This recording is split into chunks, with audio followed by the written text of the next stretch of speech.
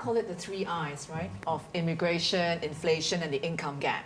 And these have been hot buttons that we've been fiercely debated in Parliament in the last 2.5 years, and will continue to be, I think, hot button issues.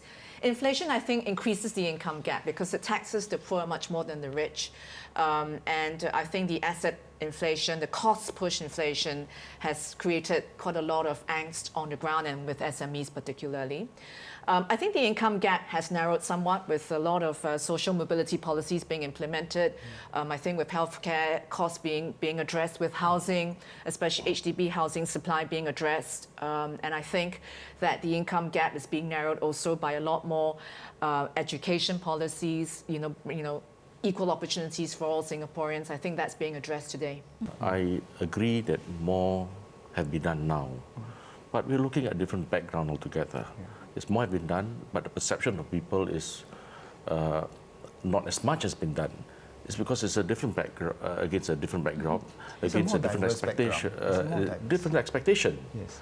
And again, the compromises have not been quite clearly articulated. That alone be accepted. So doing what you have done in the past is not good enough. I think what is important is to have a negotiated agreement as to where you want to go forward.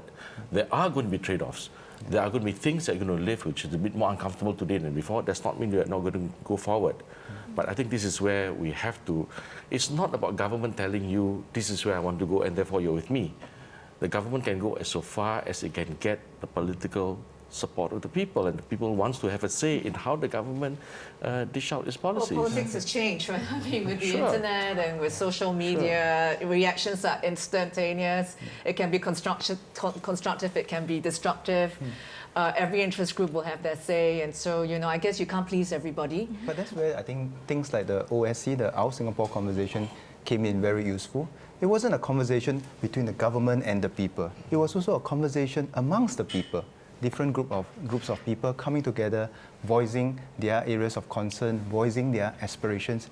But at the end of the day, it wasn't that the government will come in and decide on all this, but for everyone to hear each other's perspective, understand that there are challenges either way, and then together try and find a solution to take the country forward. I think that is what we are looking for.